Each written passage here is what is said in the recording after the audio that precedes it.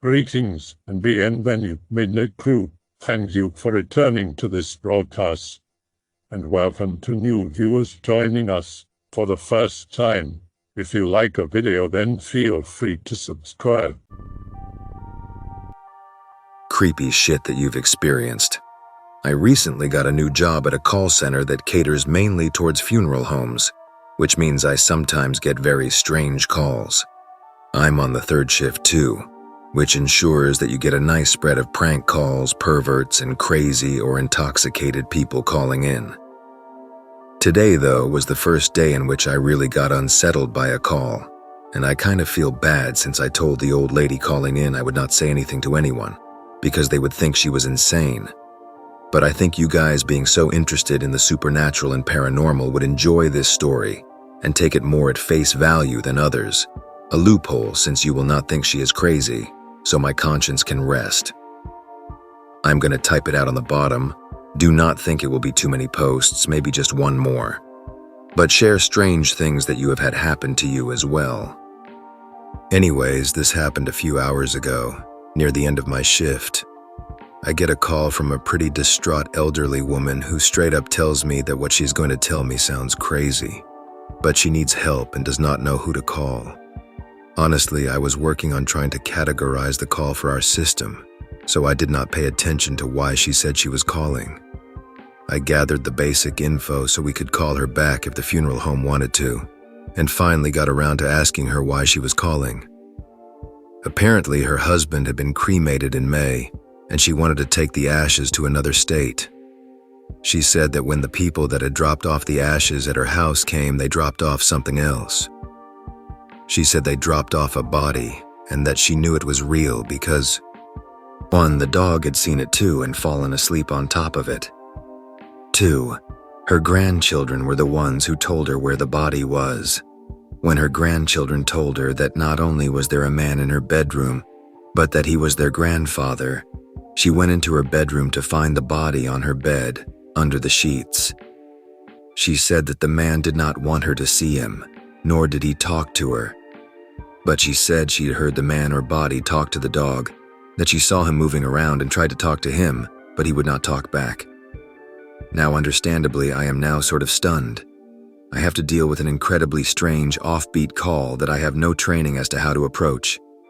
I try to tell her that I am sorry she is in such a horrid situation, because it genuinely sounds terrifying. Even if it is not real IRL, it is real to this woman. But then she says to me that it is not a bad situation if it means he is still alive. That was heartbreaking, man. Seriously, she was still clinging to the hope that her husband was alive. That is pretty much it, though. The disturbing shit is that apparently both the dog and grandchildren also saw the man. It makes the neck on the back of my hair stand up.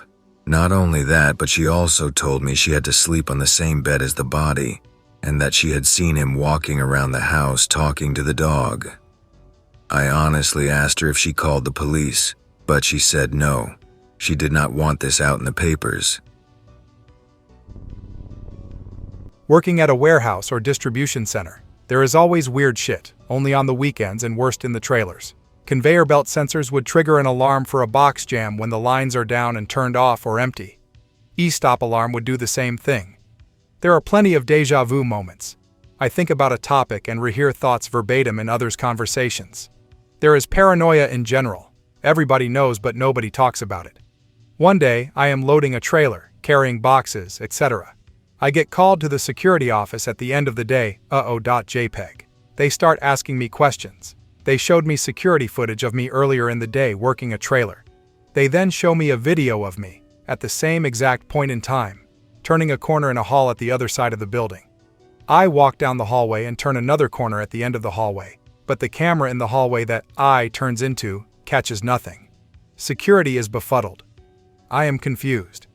All the supervisors see and are spooked. Nobody can explain it. I got let go at the end of the week. Fucking doppelgangers ruining my career. Here is pretty much my entire life's worth of oddities. About half of them are about strange dogs for some reason.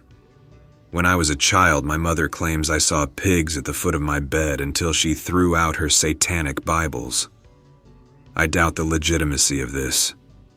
My mother is nuts. When I was 18, I went camping with my cousin and our good friend. We were in the woods near my cousin's house, about 10 miles from the nearest neighbor. We set up a small tent, too small for the three of us, honestly. Beside it, we started a small fire, and there we spent the evening and night bullshitting and laughing. The fire was still going when we fell asleep. At the crack of dawn, we awoke to the sound of clucking. Our camp had been surrounded by about 24 chickens. One of your neighbors raises chickens? Nope. Well, come out and look at this. There is a ton of them.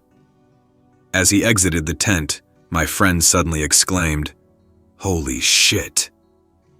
There, 15 feet from our smoldering fire, opposite our tent, was a second smoldering fire with a log seat facing our tent. I had not noticed it, because I was too busy being amused by chickens. We immediately retreated to the house, abandoning our plans for the morning. I live alone in my grandfather's house after he dies. For several weeks, someone was locking my front and back doors after I would go to sleep. At the time, I did not believe in even closing the doors at night, not in the summer. On the other side of my family, my grandfather married his longtime mistress. After leaving the wedding, a huge, sleek black dog started following my car. He followed him down the center of the streets as I left town, and when I got out on the road, he managed to keep up with me at 45 miles per hour for several minutes. When I stopped to get a better look at him, he stopped as well and then walked out of the lighted area and never came back into sight. My grandmother was staying with me for the weekend, and we were both sitting in the living room reading at 10 one night. Suddenly, there is a loud wheezing sound from the porch. Assuming it is my neighbor, because he likes to do that kind of thing, I turn toward the screen door. I nearly jump out of my skin thinking there is a bear leering in my door and trip all over myself reaching for the living room rifle. It is not. It is a huge, shaggy black dog. Just the second most awful-looking dog I have ever seen. Its fur matted and dirty, its face scared and uneven. It was just horrible to look at on multiple levels, and it was just standing there, a few inches from my screen door, wheezing loudly. "Okay, dog, go away, get off my porch." It presses its face against the screen, its eyes bulge from its head, and it releases a long, gasping sound, easily garbling for 10 seconds. My grandmother was just white-faced, silent, scared in her chair. As I moved toward the door, placing myself between the dog and my grandmother, it backed away a bit. Then, lowering its head until it dug the ground, it slinked off my porch and disappeared into the night. Several years prior, suffering from mild insomnia, I took a 3 a.m. stroll. On my way back, a very small Chihuahua-looking dog walked behind me and across my path. Exiting from the cemetery, it moved across the street towards some homes. I live in a very small town and had never seen a Chihuahua in the area, so worrying that it might be someone's inside dog that had escaped, I called out to it. The little thing stopped, facing away from me. When I called it again, it started walking toward me backwards. "Okay, you are a freaky little thing."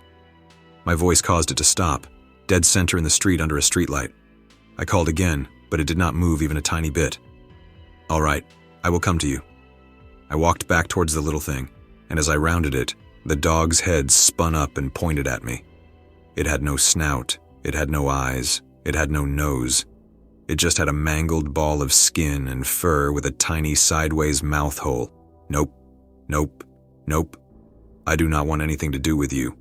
For the entire 3-mile walk back home, I could hear its little feet piddle-paddling from the shadows. I locked my doors that night. Never saw it again. Not sure how creepy, but anyway, maybe interesting at least. I worked in a call center in the early 2000s. We sell sports information. This was when a lot of people did not really do the internet yet.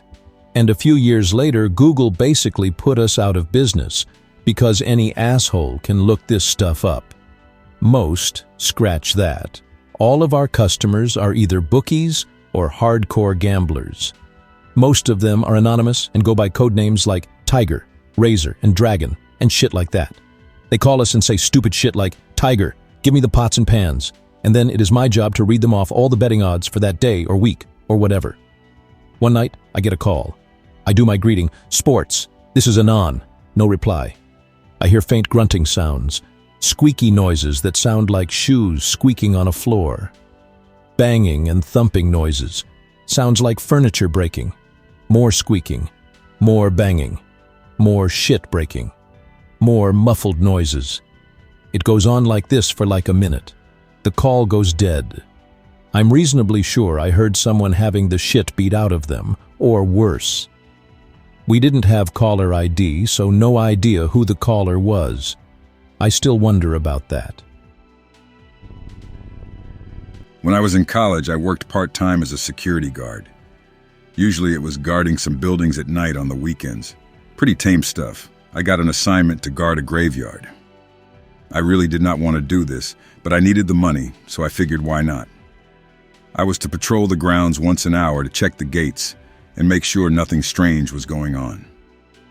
The first night I was there, I heard what sounded like kids giggling. I then heard what sounded like a ball bouncing. I radioed in saying that it sounds like some kids playing with a ball are here. I cannot see them. I heard laughter on the other end, and see, he heard it too. I was thinking to myself, what TF are they talking about? Dispatch asked me, "Where in the graveyard are you?"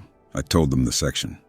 They then said, that is where the babies and children get buried. So apparently the giggling I heard and the playing with a ball were ghosts. It made me a little bit nervous, but not out of my mind with fear. I said out loud, "Hello, boys and girls. Just making sure everything is safe here. You can go back to your game." I never had any fear in that part of the graveyard.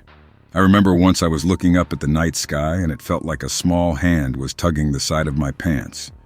I looked around and did not see anything but felt something there. I said a quick prayer for peace for whoever was disturbed, and I felt peace, and that feeling that someone was there went away. This other part of the graveyard, however, I did not like going to. This was a very old part of the graveyard. I always felt something very dark and evil was there. I would often find myself holding my breath passing by certain gravestones, and I did not know why. I would sometimes hear what sounded like a hissing sound. Sometimes I would feel what felt like cobwebs across my face. Sometimes I would feel like something was right behind me, yet when I would turn around I would not see anything. But the feeling in that part of the graveyard remained. What made me quit my job was when I was walking past one of the spooky gravestones, and I felt this burning on my back. When I finished the patrol, I went into the building and then went into the bathroom and took off my jacket and looked at myself in the mirror. Something scratched my back, 3 scratches like a claw, and it was still burning. There were no marks on my jacket or shirt or undershirt, so whatever caused that managed to get in under my clothes and scratch me. While looking at myself in the bathroom, I thought I saw someone in the mirror looking at me. I ran out of the bathroom screaming, and my partner in another room came running up to see what was the problem. I told him what happened. He looked at me like I was on drugs or something. I showed him my back and he freaked out. The funny part was we usually would have one person at a time go out on patrol and the other would stay there. For the rest of the night, we both went everywhere together. In the morning, we both turned in our uniforms and quit. There was a heavily polluted lake near my house that my friends and I used to swim in. In fact, it wasn't so much a lake as it was a stagnant pool where every stormwater drain in the neighborhood converged.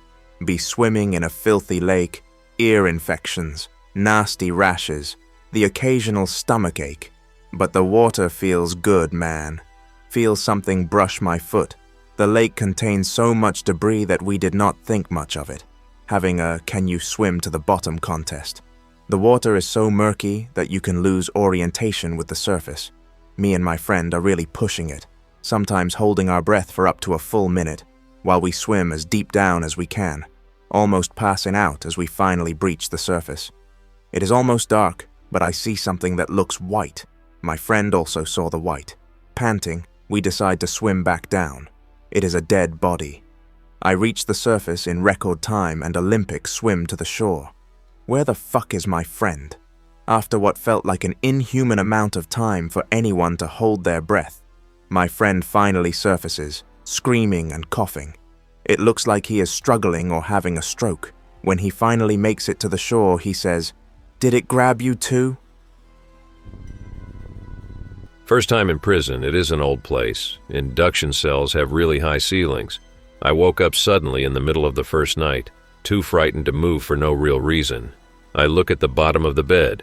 A silhouette of someone hanging from the neck is on the door or wall. Nope. I look away and then look back. It is still there. I am just scaring myself. I guarantee it is just a shadow from a tree or something outside. I get up the next morning and look out the window. There is nothing at all except fields. I get moved into a double a week later. A double in this prison is 2 single cells that have been converted. Basically a doorway connecting 2 cells, but both beds are in one and the toilet or cupboards are in the other. I wake up in the middle of the night. My cellmate is standing in the doorway and nods his head into the toilet cell. I ask him what he's doing. He nods his head. I get up and go to the doorway. I look into the toilet cell. "David?" No response. "David?" "Anon, what the fuck are you doing?" He is still lying in his bed. I pretend to be sleepwalking.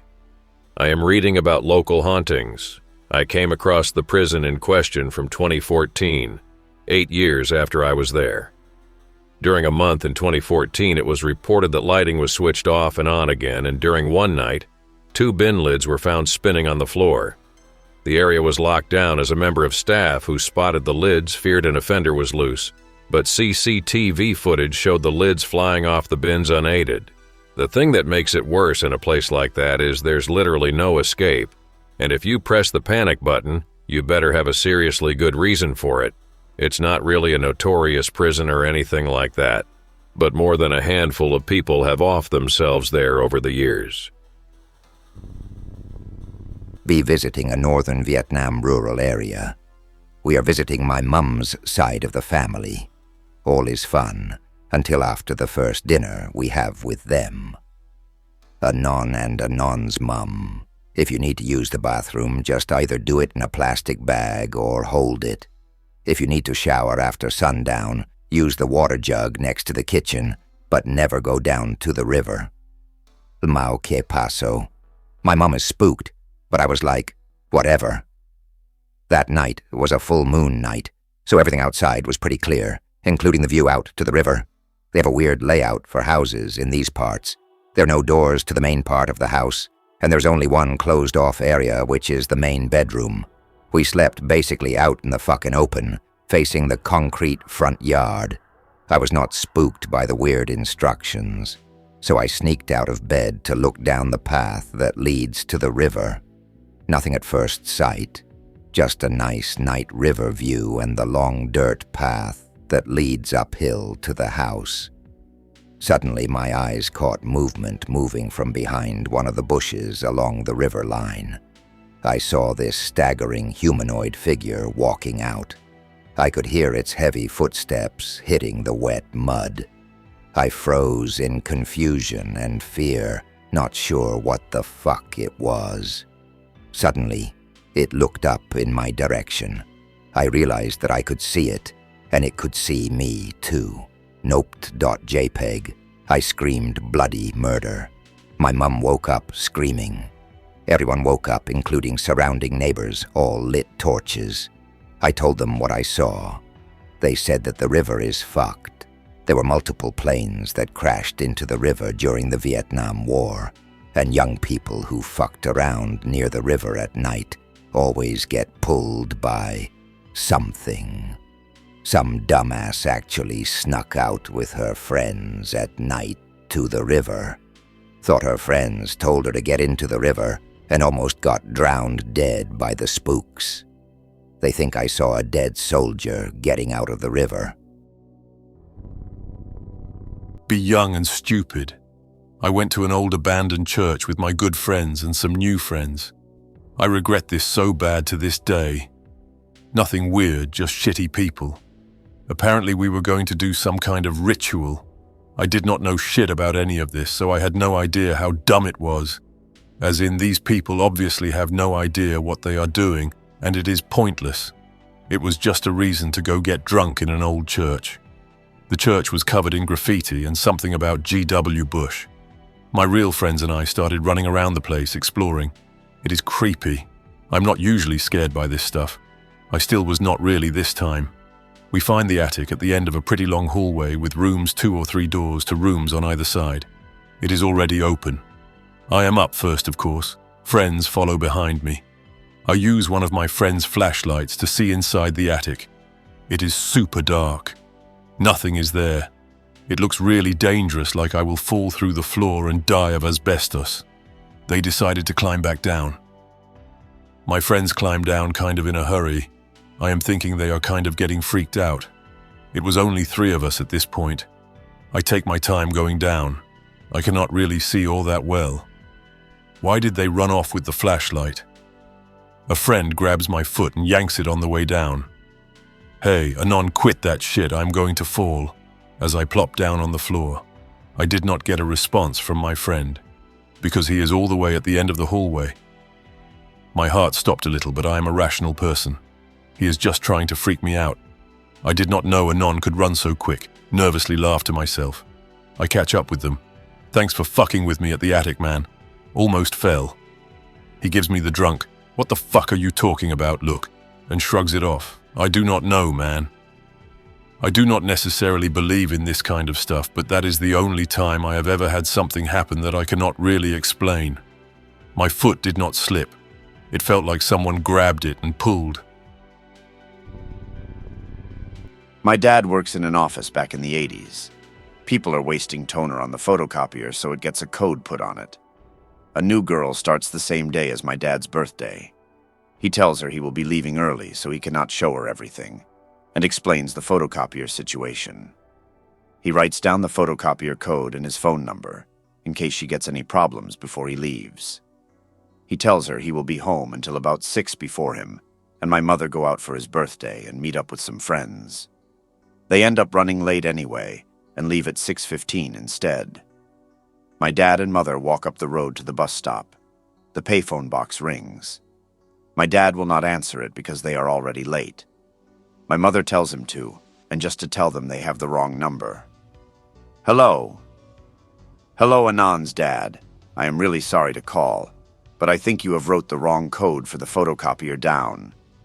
New girl, how do you have this number?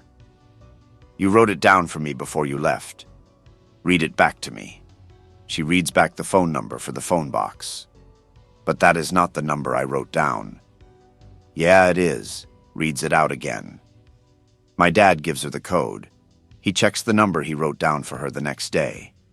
It is the house phone number. The best we got was that she was dyslexic and had the code number for the photocopier, and the phone number somehow mixed up. Still, though, the odds are unbelievable. Sorry for my poor English, I am from Switzerland. I am more of a scientist kind of guy, heavily into astronomy and physics. But I have experienced 2 very strong paranormal experiences in my youth that made me strongly believe in the stuff you discuss on this board. The first one was 15 years ago with my girlfriend. We were both into goth culture. Everything in my room was very dark. Posters, candles, dragon sculptures, and old books about magic. Shit like this. One night we were attacked by some kind of energy. It came from the ceiling, went through both of us, and left us crying like babies for more than half an hour. I had to ask my mom to drive my girlfriend back to her home because she was too afraid to sleep here. I have no idea what it was, and it was a long time ago. But I remember it happened when I showed a particular book to my girlfriend. I still have it in my bookshelf, and it is a shitty book, by the way, more like 70s New Age stuff. But I still feel that something weird is attached to this particular book. The second event was some years later. I was heavily into meditation and reaching alternate states of consciousness. A ball of light entered my window and started floating 1 meter away from my face. The whole event lasted less than 1 minute, but 10 years later I still remember it. It was reddish or orange in color, maybe 30 centimeters in diameter. The texture was like lava. I was not afraid at all. I was more like, please stay with me a little bit longer. No idea what it was or what it meant. It If you have any hypotheses, please share.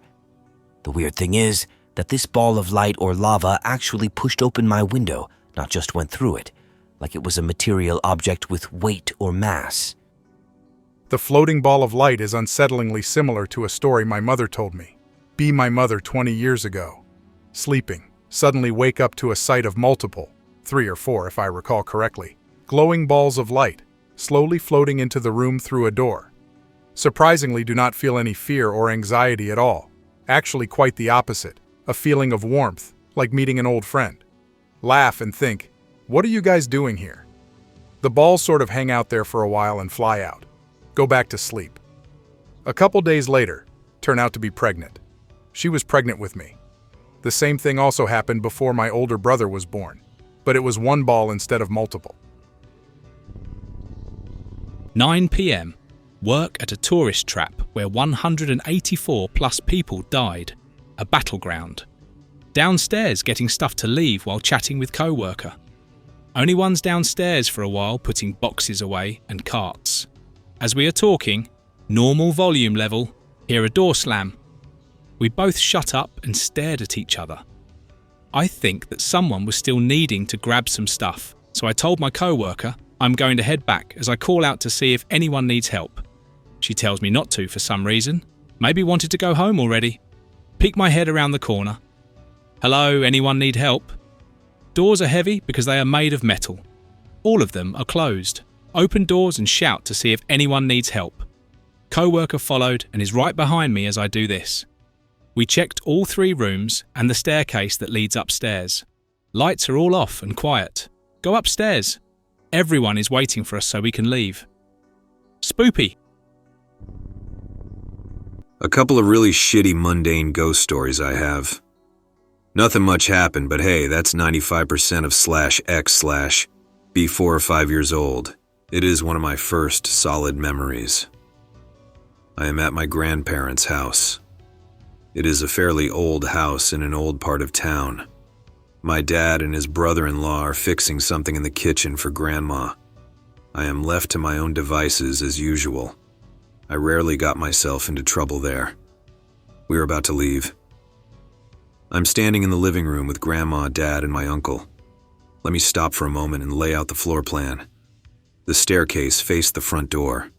Directly to the right, when you entered the house, was the dining room. There was a large window overlooking the street to the left of the door.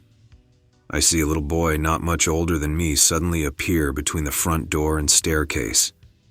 He looks fairly normal, but dressed like he was supposed to be somewhere important. White collared shirt, black slacks, hair parted to the side. He walks toward the window. I tell Dad and Grandma, but neither one of them acknowledge me.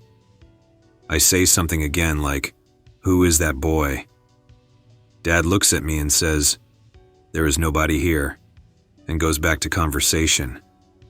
Between the time I was looking at my dad and the boy disappeared.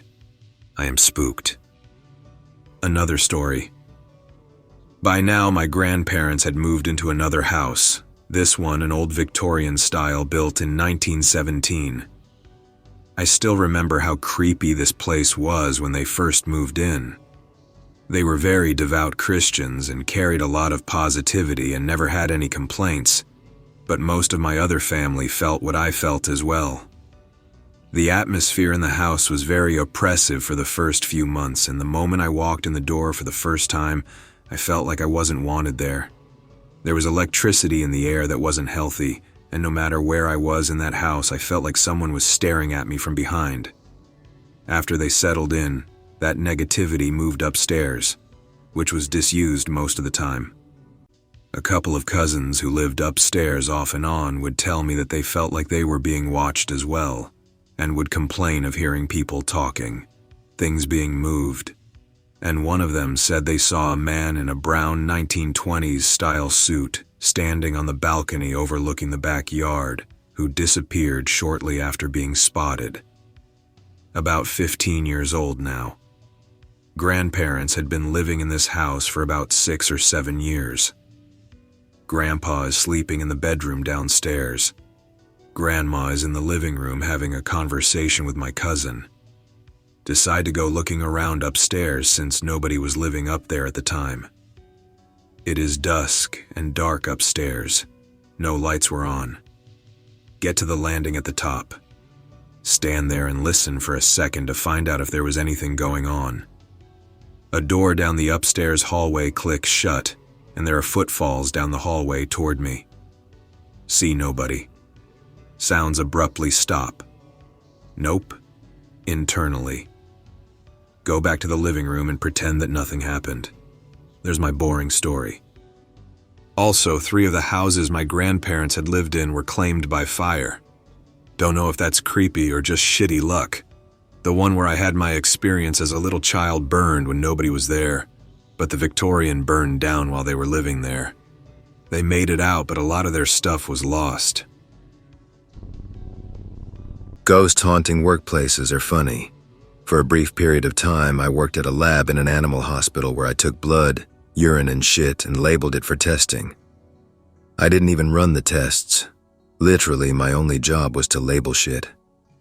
Anyway, my boss told me that an old guy used to work in that lab for many years before I came in.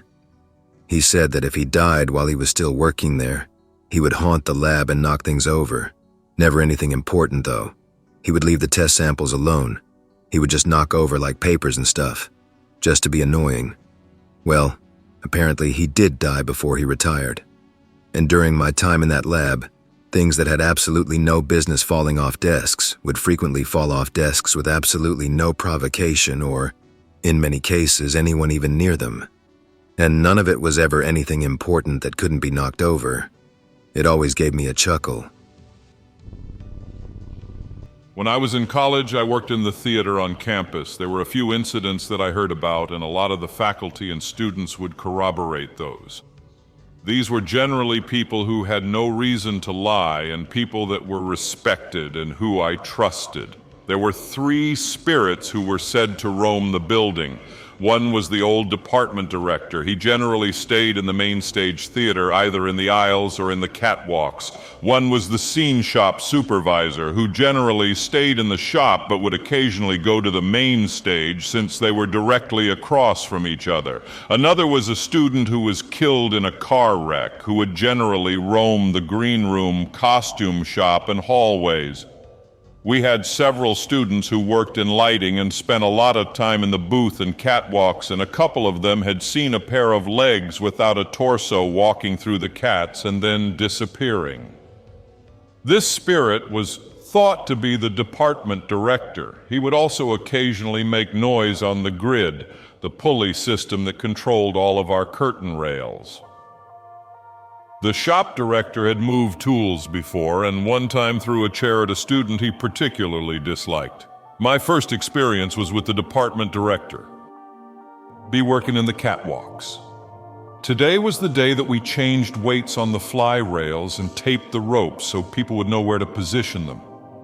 Up there with the shop foreman, who I knew personally and who was also related to the department director. The foreman was getting ready to go up the ladder to the grid to switch weights. Talking, shooting the shit, just the 2 of us. Feel a hand tug at my shirt from behind, then poke me on the shoulder.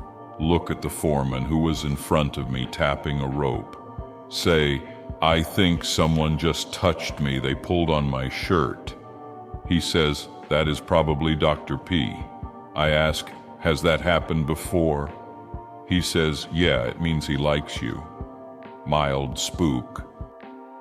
The second one was during initiation to our honor society. One of the requirements was to memorize and deliver 16 lines of Shakespeare, and one of the guys wasn't very good at acting. His specialty was lights. This was the same guy who had a chair thrown at him in the scene shop. Guy is delivering his lines. He begins to struggle. stops for a few seconds to remember what he's supposed to say, begin to hear someone in the grid banging on one of the railings very loud. It stops when he starts speaking again, starts struggling again, banging starts again, stops when he finishes his lines. It could have been someone who climbed to the grid, but all of the Honor Society members were there in the audience that I knew of. The light guy had heard banging in the cats and grid before, however, when he was staying late to finish a project. He turned pretty pale while it was happening. Last one, after a show. The building is deserted, staying behind in the quiet to finish some homework. Hear someone walking down the hallway. A female voice makes an ugh sound like she was giving a lot of effort, and then I heard the door at the end of the hallway open and close. I get up to investigate. The door leads directly to the parking lot. Nobody is out there in any direction. Spooked. I hope that you enjoyed tonight's broadcast. If you enjoyed tonight's story, then please subscribe to the channel as more Greentext will appear daily. A new broadcast will appear when the clock strikes midnight Central Time.